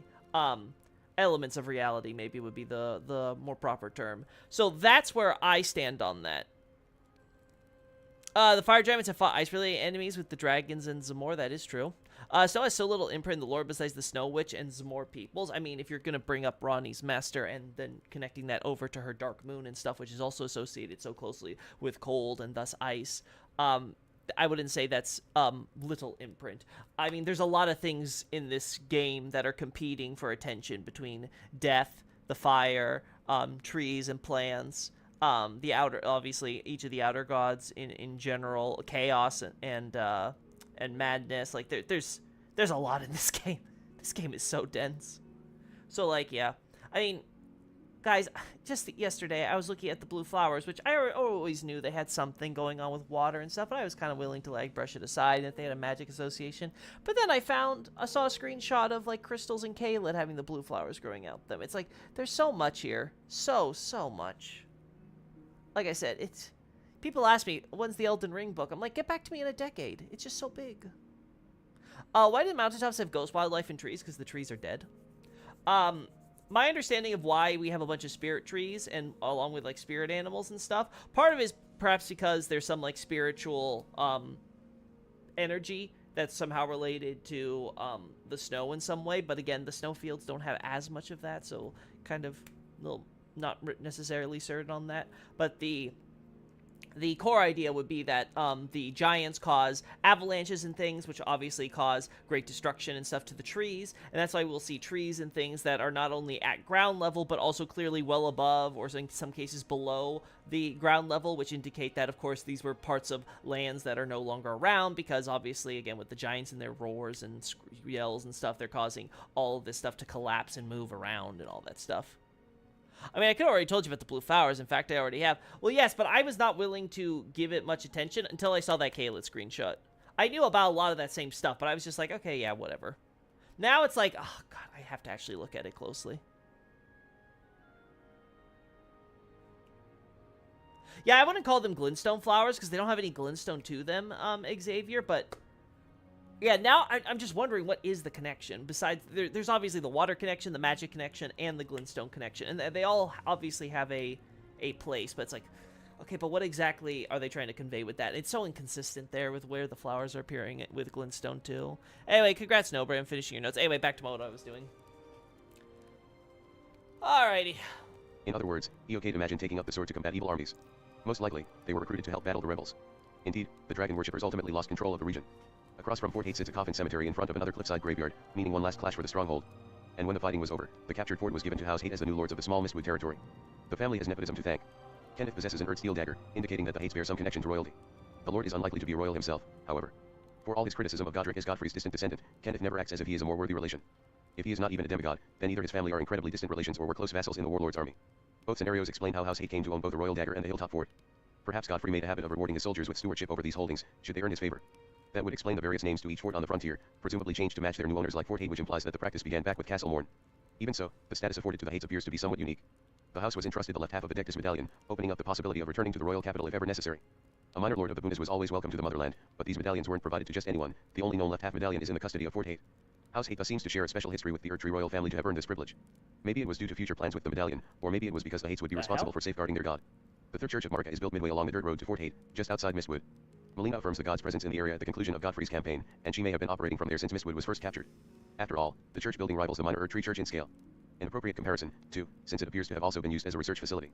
Like the laboratory on Altus, this church is preceded by golden flowers on either side of the road, with countless more spilling out from the actual building.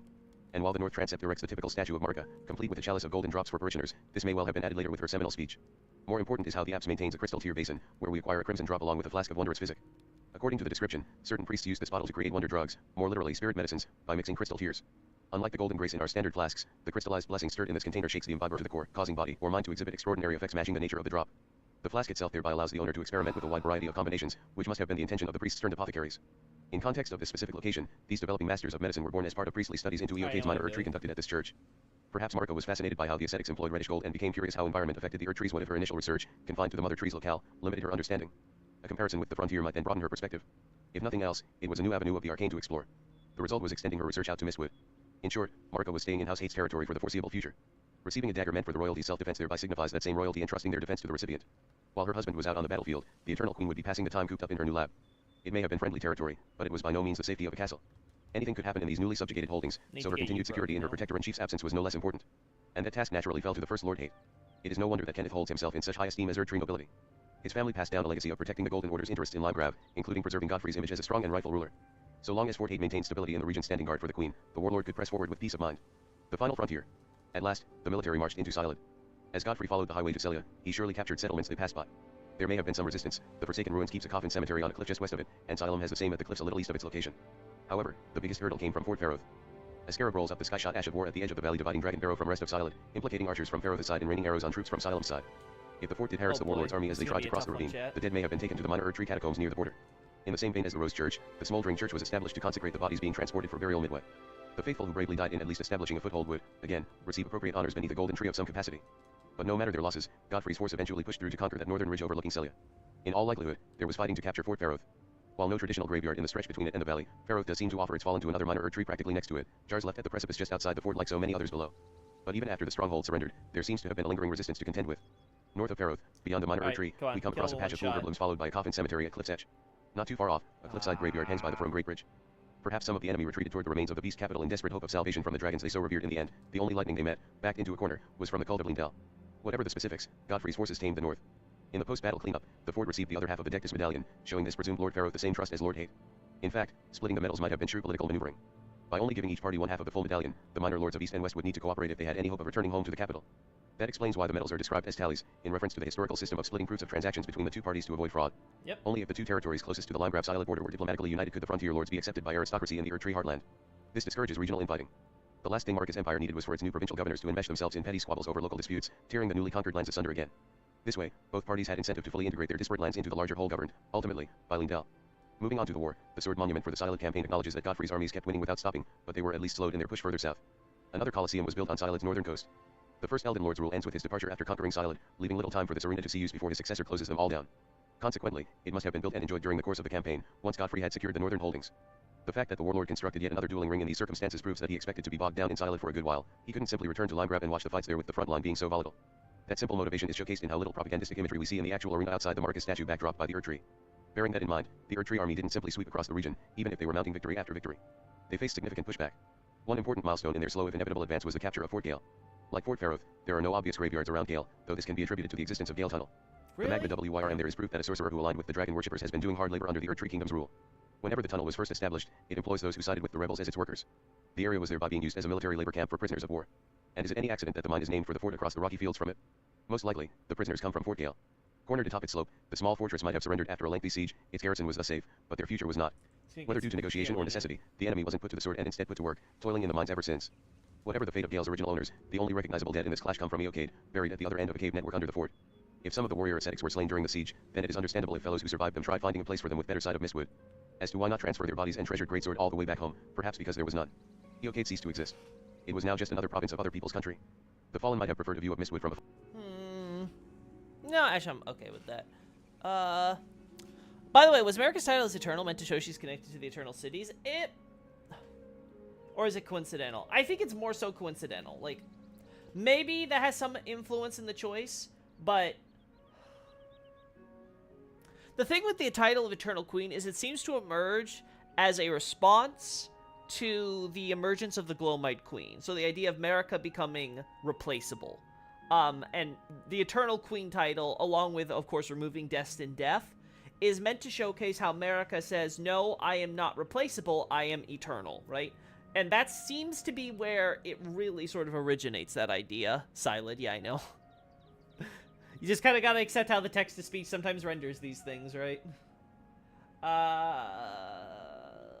You know what? Yeah, I'm not gonna be able to get rid of that soon enough, so then we're gonna do that. But yeah, so I don't think we can. Yeah, because I'm also thinking, like, I've been listening a lot to, like, potential theories about the idea of America being like an alien. Like, there wasn't just one migration of the Newman from the cosmos to Earth. That America was part of a second migration that came later, and that's why we have the DLC referencing to the idea of her, like, first stepping foot, or, you know, on this land, right? Kind of giving this idea of almost like coming down and descending upon a place. So I don't know. I'd be interested to see if that's true, or if, yeah, she because, yeah, there's also the thing with the symbols and stuff that do connect her back to the Eternal City, so, but that could, again, just be, again, this idea of a larger cultural connection as Newman, and it's not really intended to be something where it's like, oh, America took it from that culture directly, right? It's more like, kind of like an Easter egg. It's possible her name itself might be from the same culture as the named Black Knife Assassins. Oh, that's true. I did not consider the naming, the name origins. I have to look into that then. Yeah, because would America be a Latin name? Or a Greek name? Because isn't that the idea with, a lot of the assassins, they're named for Greek figures? Oh, yeah.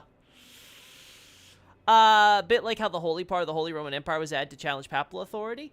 Yeah, kind of. This, again, it's the idea, essentially, is that America is just the queen, right? There's no need to consider herself the eternal queen because she's just the queen, right? Like, it should be self-evident. But then we have the whole thing with the Glowmite Queen and the idea of this Empyrean. Again, I say it's Melina, I believe it was her daughter, right? So you have this idea where America is now... America's a complicated character going through that, right?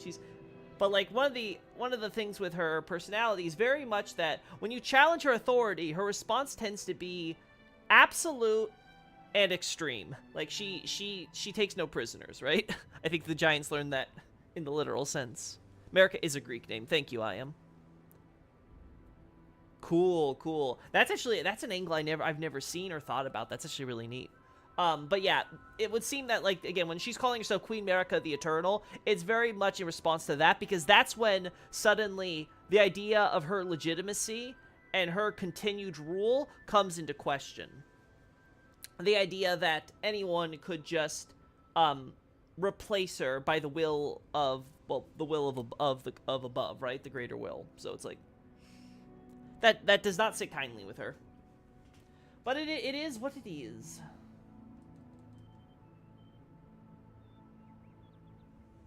Okay, good. This is done. A lot of lore would be so much clearer if we got to speak to America. You could say that in all From Software games. Imagine the lore would be so much clearer if you could speak to Lawrence, if you could speak to Gwyn. Like, I don't know if we'll be able to contact her, though, Cake Tray. I feel like the interaction we have with her and the game they give us to is already there. That said, while I'm looking through Long March, I am understanding the perspective more. I wouldn't say I'm necessarily on board with that at this point, but I do understand the perspective more that everything with the Tarnished is engineered by America. I do understand that. For sure. And Numby finishes off. There we go. Anyway, back to this. The Fallen might have preferred a view of Mistwood from afar, allowing them to remember the idyllic image of their home without having to see it still occupied. They did the good fight against their original occupiers. The sentiment notwithstanding, these secluded tombstones could feasibly be erected in the course of exploring caverns after the fort was captured. With the addition of Gale Tunnel especially, Godfrey gained a much-needed shorter supply line to continue the army's momentum. Marching to lower ground from Siloam, the Golden Army likely took a small detour off the highway to the fields of Ionia, going by the cliffside graveyard behind the Street of Sages ruins. Side S. After that, it appears the soldiers pushed further south along the highway where they would establish the Silent Waypoint town, which maintains a crypt. Indeed, rather than divert his forces across the fields east to Celia, the Elden Lord seems to have continued following the main road. There are no signs of battle at this time past Side S, despite the sorcery town lacking walls along its entire length. Why not cut through the open fields as Malenia would do years later? It is possible that trudging through the unpaved terrain was simply too risky. After all, if the Erdtree army tried cutting straight to Celia, the enemy might use the highway against them. There were sure to be garrisons at both Celia and Redmond Castle, and the lookout tower ensured that the rebels would know their movements well in advance, especially when the grassland left nothing to hide. Celia would intercept even without hard defenses, and Redmond would undoubtedly already be mobilizing up the main road. Alright, I'll take the if risk Godfrey here. tried crossing I the think wilds this is without the first dealing wrong with the castle, he way might to see himself caught in handle a this, pincer, cut off from their supply lines. I'll try it. Taking that into account, it was simply safer to keep to higher ground on the main road than descending into that death pit. As a result, the army's next target would be the Cathedral of Dragon Communion. Yeah. With a coffin cemetery to the southeast and a cliffside graveyard on the opposite side, it is no mystery why the resident ancient dragon is dead and the church is in ruins. There was no better symbolic victory in this campaign. With Firm Ejala gone, that place was the last thing the dragon worshippers could consider a religious center. It obviously still holds meaning to those who remember draconic supremacy. Besides the two banished knights staying at the ruins, one staring off almost wistfully at their old holdings, Exyx continues to guard the path to the cathedral, the only one of Brial's dragons to stay behind in these ruins despite the encroachment of Scarlet Rot. Those three clearly feel strongly enough to want whatever remains of that sacred site preserved, even if just a fond memory. Conversely, its destruction heralded the end to prehistoric Firm culture. From there, Godfrey most likely led his forces to besiege Castle Redmond. Even at this point, taking the castle first was the wiser course of action again. Why risk being outflanked while trying to break through the Celia gateway? The warlord was in a better position to just stop and cut the fortress off from the sorcery town. And so, he took the detour once more. There may have been skirmishes along the way, as the silent catacombs is set up at the bottom of the bluff seating the Cathedral of Dragon Communion, not too far off the road to the castle. The blue-colored magic lighting and traps insinuate sorcerers' involvement in the construction. Considering the liberation of towns like Side S, this isn't a surprise. Like during the Giant War, the Erdtree army probably drafted civilian aid so that they could focus on blockading the enemy. The aftermath of this confrontation? A sizable death toll, based on the cemetery behind the castle, random spots of yellow grass indicating the immense holy power of its occupants. Perhaps a great number of holy men gave their lives for the Erdtree. Being the first castle seized since Morn, Godfrey and his soldiers may have used it as a new launch point for assaulting Celia. The Erdtree kingdom definitely treated it about equal with its counterparts. At the back of the stronghold, its new rulers built a chapel like those seen at Castle Sol and Stormvale. The main difference is the inclusion of lion ornaments for hanging banners, presumably due to Godfrey's presence there for a time, as was the case with Stormvale. The Weeping Peninsula at least had the Cali Church, but Silent had no places of Marika worship thus far, so it is only natural that this castle received one, unlike Morn. And whether or not the warlord was using it as a base for the final push, his army inevitably set off for the sorcery town. The clash at the Celia gateway is evident from the collection of graves at either cliffside. At this point, going around the side to the Ionai wilds may have been viable, but it is possible that Celia used the added time to shore up their defenses. The French folk knew that this would be their final stand. Regardless, Godfrey chose a frontal assault. And despite the death toll, the Erdtree army still breached the gates. From there, it was fighting through the streets, the resulting bloodbath apparent when we take the back street leading up the valley to the ruined lookout tower and another, more extensive boneyard. The variety of skeletons rising from there includes 3 knights and an executioner. Therefore, we can be certain that the cemetery interred the rebel forces defeated in this battle, the stragglers all captured and executed. The Silent campaign was over, as was Godfrey's southern campaign as a whole. All that was left was the cleanup. Looming over the town from the back, between the back street and the crypt chair, stands a particularly large Erdtree sentinel statue, a constant comfort and warning to the populace now under Lindell's protection. The fighters may have been dealt with, but the sorcerers still needed to be treated with suspicion. Celia was the last bastion for Lyurnians trying to escape the Erdtree kingdom's growing influence in their homeland. There were sure to be more rebel sympathizers among the civilians, and the town was about as remote from the Erdtree heartland east as Castle Morn was south. If Morn required some propaganda reminding them that the Erdtree's wrath was never too far away, so too did the town of Sorcery. The statue thus made for an excellent capstone on the whole affair. Naturally, we can find a church at Marika among the headstones atop the valley. This Church of the Plague insinuates that the Eternal Queen took a break from her research in Limegrave to oversee these closing burials, and why wouldn't she? The woman would be setting foot on the last holdout against the Golden Order, the final flare of resistance against her total control of the lands between. How could she not be present for this momentous occasion? And she saw for herself, the Erdtree's enemies were no more. For an ambitious and egotistical god, she must have been ecstatic. Godfrey too was probably glad to deliver this victory to his wife, perhaps with tiny regret that his heroic conquests were now firmly behind him. But he would not have the time to miss the thrill of battle. Because amongst all that cleanup, it happened, the gold in their eyes faded. Alright, so that covers it. One could argue that she had a ton of girl power. Did Merrick have... I love you guys. I have no strong opinions on the whole Mastermind America stuff. Yeah, I don't either, because again, that's something that I consider. Okay, so I consider that too late for me, because again, I don't really care too much about the present day stuff with the Tarnish and things like that. Like, I'm trying to understand the history with the Banished Knights especially, but with Godfrey and Ratigan and stuff. And once that's done, I can start looking back and start focusing on the cosmology stuff, and then finally I'll start looking forward to see like what's the action today, what are all the players, what's everyone's angle, like then I'll look at that.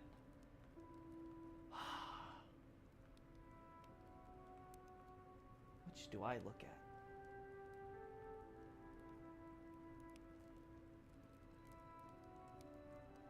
You already have ensnarement,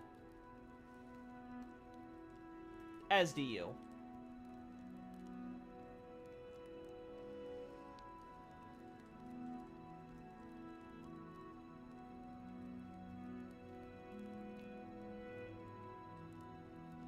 Do you both have 2 turns of Decadence?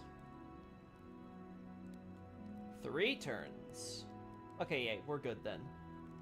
I can get away with this.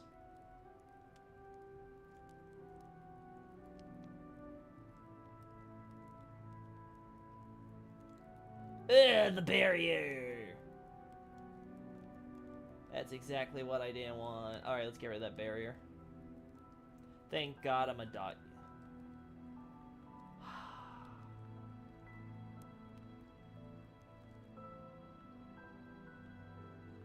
We need to get rid of you.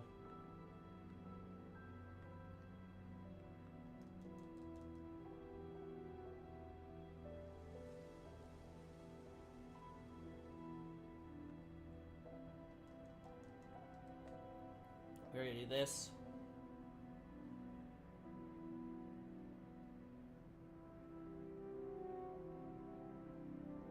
Alright, almost dead here. I'm gonna do this. Yeah, that's fair. Take it one step at a time, yeah. Let's get over this barrier, Loki. We'll see. We'll see if I can. Japard is not being easy on me. But here's the good news. Once we do that, I think the second half will be easier. I think we'll be able to challenge this. I will say, I like these new elite enemies. I can't wait to face them in the story. You know, hopefully once the story fixes the missing voices on the characters. Alright, I think we can do this now. Yes, yes. Alright. This should be action 5? Yeah. And this will be 6. Yeah, this doesn't matter then.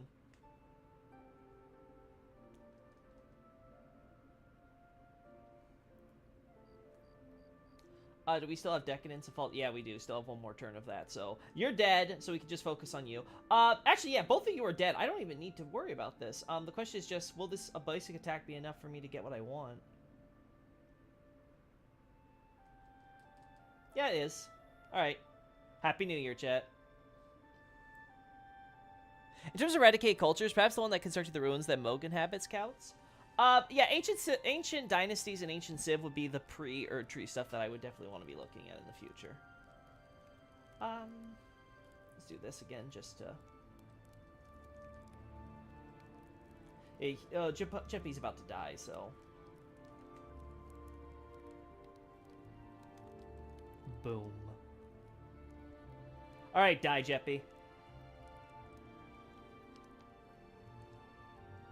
Alright.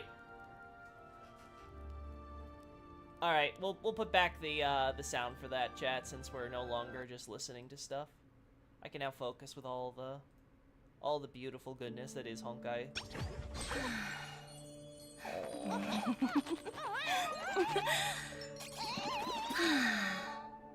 Alright, there we go. You know there's gonna be like 2 to 3 new ancient culture in the DLC. We'll see, we'll see. So far what I've seen looks like they're expanding on the farm colonies concept I put forward. So that's gonna be cool, if that's so. God, I wish that were me. Man, I too wish I could be hugged by Top Ass. Feeling lucky. For the theater of the meeting. 100% break. Why do I think I'm hearing Elder Scrolls OST? I don't know. No Must have been dirty a dream. tricks allowed. Trickier to crack. Speaking of tricks. Oh yeah, totally you. Time for a buzz. Always deal with Let this bitch evaluation first. begin. Go Nuppy! The market is on. Right! Investing in victory means playing the long game! Ah, Your answers? Answer me. There we go. 0 points. the dice have been cast. Yeah, bust. Bust. Or maybe I'll take it all.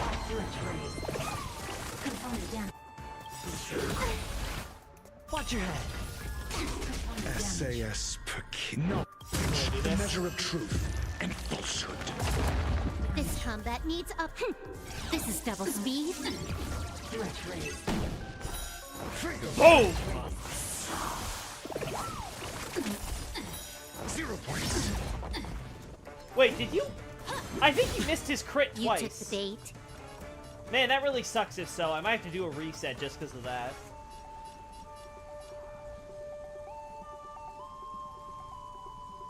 We don't care about you. Easy, Numby. Sure, I'll play along.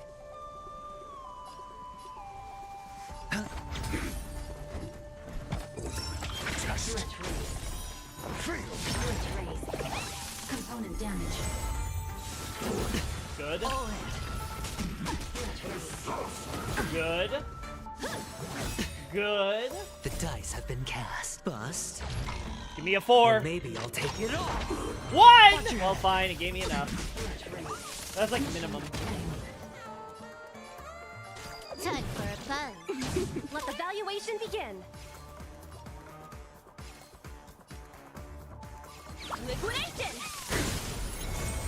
I hit the mark. The market is unpredictable. Right! Investing in victory means playing the long game! This combat needs optimizing. Will DLC bring back Cut Dream stuff? This is double Assuming speed. that the DLC setting is in fact in the Dream Worlds, yes, and I still believe that's probably the case, Ah, based on everything else that we've seen about it. I'm asking questions. But we'll see in total what that's gonna be like. I want to be hugged by Guinevere? I don't know. Unless you're into NTR, I guess. Yeah, this is... Answer me. 0 points. Alright, hit ratio. Damn. Nice. Ooh, do we do it now or do I save it? Can I have fun this time? Oh, that's a tough choice. No, I think we save it. I think we save it. hedge your bets.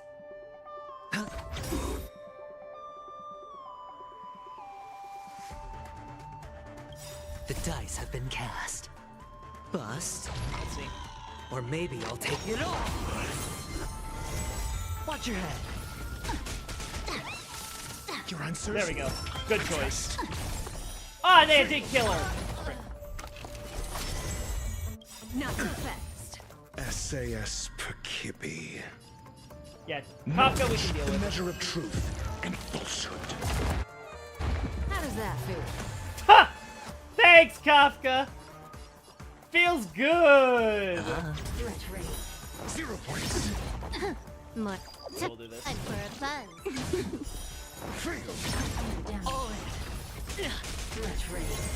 This combat Man, needs optim. I didn't This do is that double speed. rotation good enough. Also activating this a little early. The market is Like, I'm not playing as good as I can. Investing in victory means playing the long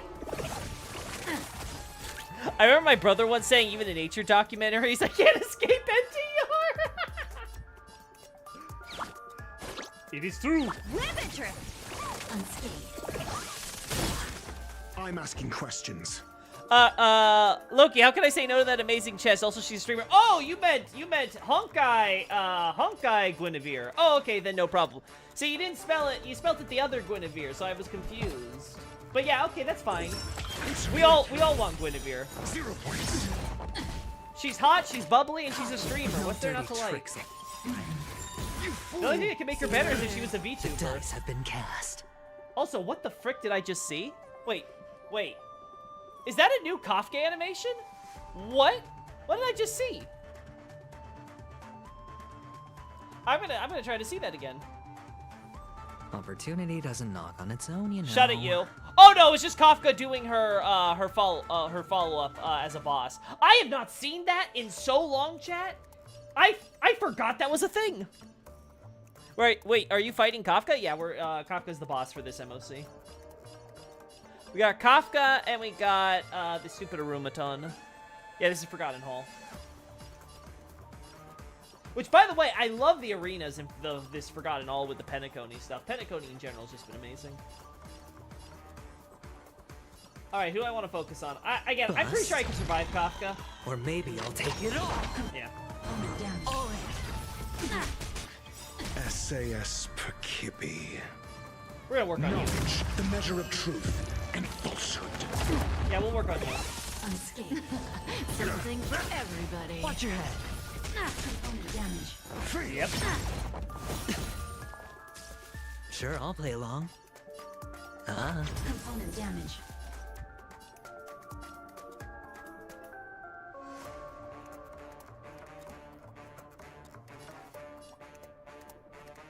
I've got Silver Wolf apply multiple.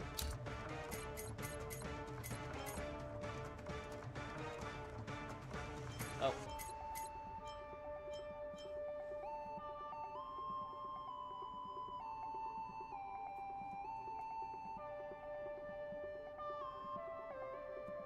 Okay, so she can plant it to multiple enemies. I had to clarify that. Time for a buzz. 0 points. This combat needs optimizing. This is double. Alright, we're speed. winning this, chat. Let the valuation begin. This is winnable. Unscathed.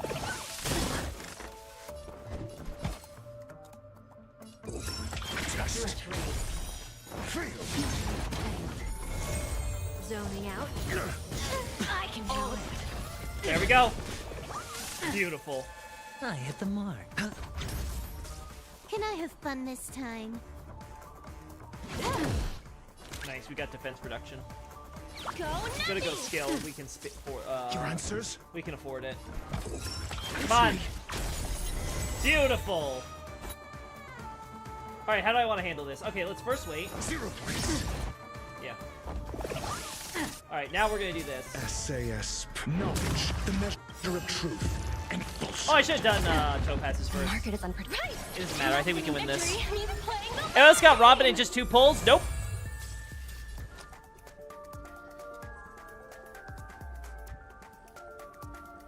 The dice have been bust. Or maybe I'll take it all. Beautiful. Watch your head. Fail. 0 points. Ah, he missed it. Rachel's missing his crits a bit More too much. enemy. This That's combat annoying needs me. This is double speed.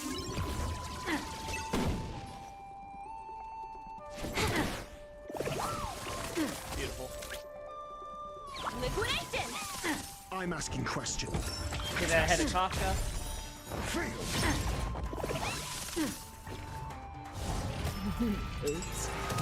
Nope. Feeling a little dizzy. Damn! It's okay. Numby's still gonna be Numby, so we're fine. Time for a buzz. Yeah. This is double speed. It's fine, it's fine. Guinevere is not a common name after all in today's The dice parlance, have been so... bust. Or maybe I'll take it all. We'll have to pause that Gwenifin is a VTuber. I mean, she may as well be, right? Answer me. 0 points. Watch your head. SAS knowledge, the Wait. measure of truth and falsehood. Alright. Still no repayment? You took the bait just like that that. was the perfect target for that, too. Anyway, let's see this.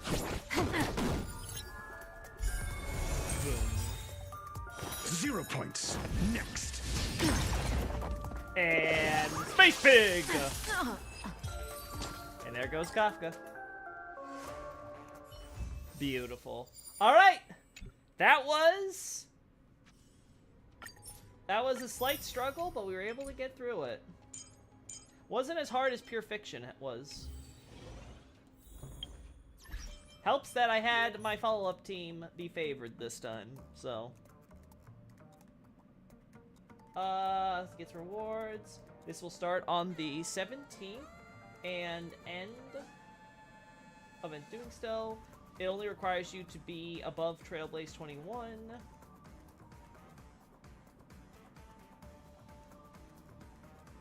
Okay, so I don't need to complete the story for this, which is good. I just need to be a high enough Trailblaze level. That's good. Alright, since we're here, chat, let's do it. Oh, wait. That's not it. Alright, I have a 10 pull chat because I have, in fact, been, leveling up all my level 20 characters, so they're now all 20. Gonna probably try to get, probably focus on... Yeah, probably gonna focus on Pela, and then we'll work on, Shui, getting her up and stuff, in terms of priorities. I want, again, Misha done, but Misha's not, like, super huge priority right now, because I still feel like Misha needs his dream team. I feel like we might have a little bit of that with, Pela here. I don't know, I feel like there's could be, like, a crazy freeze team, or maybe I can work on, like, a break Misha based on his light cone and stuff. We'll just have to see. Anyway, my big focus right now is going to be on, now that we have Gallagher at 7, is getting him, like, all properly leveled and geared and stuff with this. And all that. But we'll see. That's for future Loki to worry about. First off, Temple, come on! I have only 2 more Temples in order to get my free 300. And I have, like, what, like 30 pity into this since my last 5-star when I got that light cone, right? Come on. Come on. Okay, so 7. So, yeah. I have about 34 pity. It's okay. It's okay. Just because 34 pity doesn't mean that there isn't still a 0.6% chance. Or 0.06% chance. I can't remember anymore. Pela and Shui are pretty useful in a cinch, especially Shui. Yeah, I think Shui also gets better with the new Harmony Trailblazer too, right? So, like, yeah, I'm looking forward to building Shui. I'm so glad that we were able to randomly get her. I might even pull for Robin one more time just for that. Anyway, I already have over 200 pulls for Limited Banner. So we're getting Fu Xuan and we're probably getting Firefly. And then the prayer is going to be I get Jade. But we'll see. Let's start with this. Come on. 5-star. Am I lucky? Nope. No luck. Alright, let it be Shui then. I need more Shui Eidolons. Or Gallagher. I'm okay with Gallagher Eidolons too. Stop putting work on Future Loki. The man is stressed. You know what? Fuck Future Loki. That's his problem. Come on. Come on. Oh my god! You just stop edging me! Oh! Last Indelible Promise. Okay, that's okay. That's not bad. Shui's Light Cone now has a,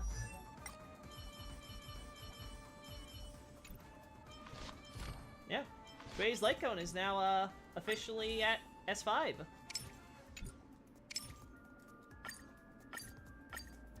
There we go. S5, 56% break effect, and then 30% crit rate boost when she does her ult. I am Future Loki's strongest soldier. Haven't tried her with Harmony Trailblazer. I primarily work with Akron, Jeppy, Ratio, and Perseverance Trailblazer. I think you're going to really like Harmony Trailblazer, Cake Tray. Because Harmony Trailblazer basically allows Shui to continue doing damage after the enemy is broken with both her follow-up and her ult and all her attacks and stuff. It'll all be counted as part of Super Break, so I think you're going to like that. Yeah, Akron's a bit of a weird choice for that one, because... like, Jeppy works fine. Yeah, the thing with that team is that it doesn't really synergize well, because Akron wants more debuffs. Whereas Ratio kind of gives, but not much, and Ratio also wants debuffs, so... Perseverance can work, though, if you're putting the Topaz Light Cone on Perseverance Trailblazer.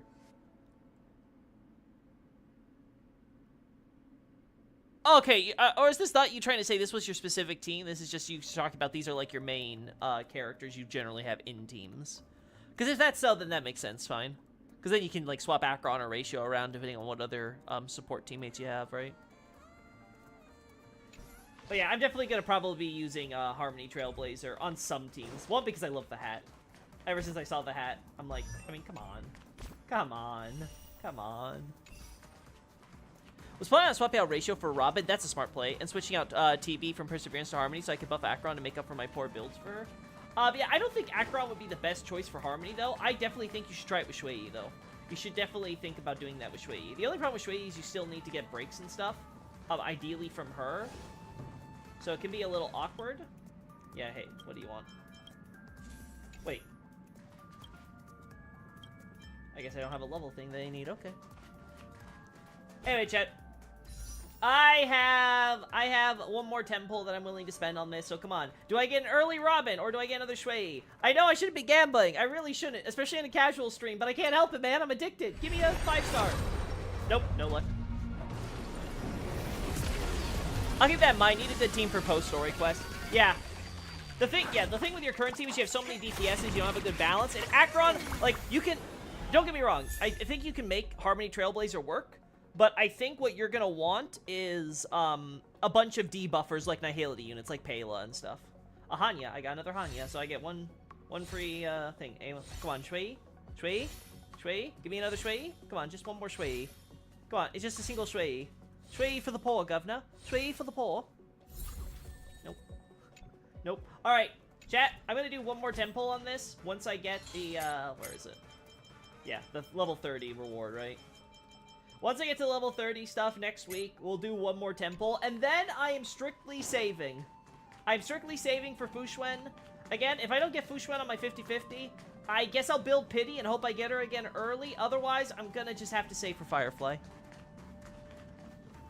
Something Unto Death is hard without Black Swan story bases. Yeah, Something Unto Death is designed for, Something Unto Death is designed for, what's it called? Dots. So you want Black Swan, Kafka, Glenithan. Like, those are really good units. Like, AoE Dot is absolutely crazy. I mean, single target Dot works too, but... You finished Trails of Cold Steel 4 recently? I'm so happy for you, I am. I'm so glad. Then you get Trails into Reverie, which is really good, and then you can move on to the next arc. Did you beat that Unicorn game? No, I have not. I've just not been in the mood for playing it because we've had so much Elden Ring lore, and Honkai is obviously the game I've been wanting to play for story specifically. I don't have any of them. Well, don't worry. You slowly but surely will grow your characters. Like, for me, I was very happy with Asta very early on. She was a very good unit to have built for my team specifically because it gave me a lot of speed, so I didn't have to worry about speed too much, especially through the early game. And then as I got her Eidolon, she's been really, really good. I'm still waiting to build, like, a mono fire team with her. We'll see with Firefly how that works. Silverwolf. Silverwolf was a pick I got until, like, pretty late in the game, but I ended up being happy with her for my mono Quantum, but that's beside the point. And then, what was another really good early character I got? I'm trying to see. Yeah, honestly, I didn't really get a lot of good 4-stars for early characters that I really wanted to play with and build, right? Because I ended up going straight into Topaz. And Topaz was kind of an investment. I had to wait then for Huahua before I could retire Natasha.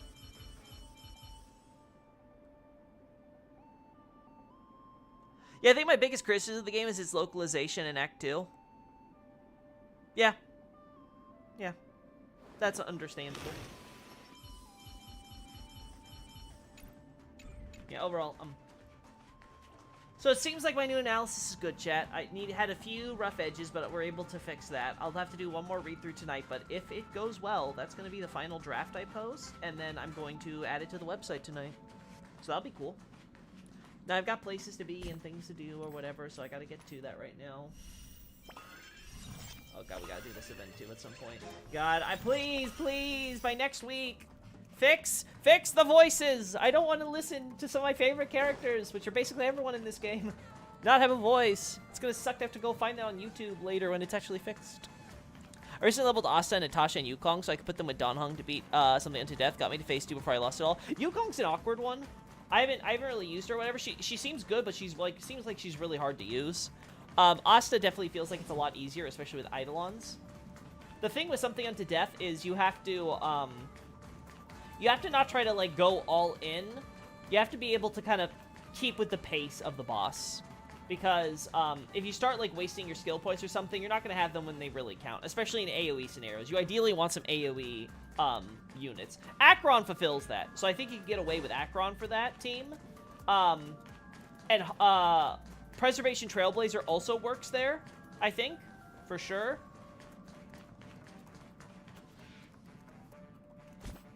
So you have Gwenaifen. Because you have Gwenaifen, you could throw her into there and you'll do very good.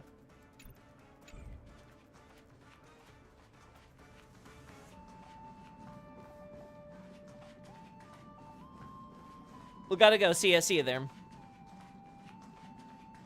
I was hoping to avoid a battle of attrition. It's gonna have to be that way, especially if you're at a point where you're struggling right now. Because the only thing you can do is farm and get better, in terms of your units and stuff. I don't know what equilibrium level you're at, but I'm assuming that you're relatively low. And if so, then like yeah, you're just gonna kind of have to like deal with or like sort of raise your levels and stuff, so that way you can have stronger units and unlock their other traces. But if you are at a high equilibrium level, then that might be time for you to start thinking about, okay, how invested am I? Do I have all my traces at +8 at least? Do I have at equilibrium level 4? So okay, you're not that bad. You're not that bad. So if I remember right, at 4 should be allow you to go to like 60 or something, right? Okay, so you can get most of them. You're locked out from like your last ascension traces, right?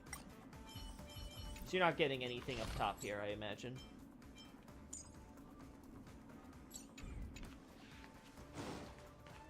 Yeah, in that case, I think what you need to do is just slowly like build out your units and come up with a good AoE team. Acheron is fine, but if you can, try to see if you have any 4-star dot units like Sampo or Gwenaifen or something. If you have any of those might help you a lot. And if you're not interested in the dot playstyle either, I would say that, yeah, you want to go with attrition. Just make sure you have, probably have Natasha and Preservation Trailblazer together. I refuse to use Sampo because I hate his guts. Okay, that's fair. In that case then, I would focus on using Natasha with your Preservation Trailblazer. So you have the double sustain. And then I would put in Asta with Acheron, because Asta can get multiple hits in. That can be useful. And like you said, your Acheron is gonna need some debuffing. But if you don't have it, Harmony is the way to go. And if you can, if you have the Light Cone, I recommend equipping this to your Trailblazer, because that's gonna help your Acheron a lot. Where is it?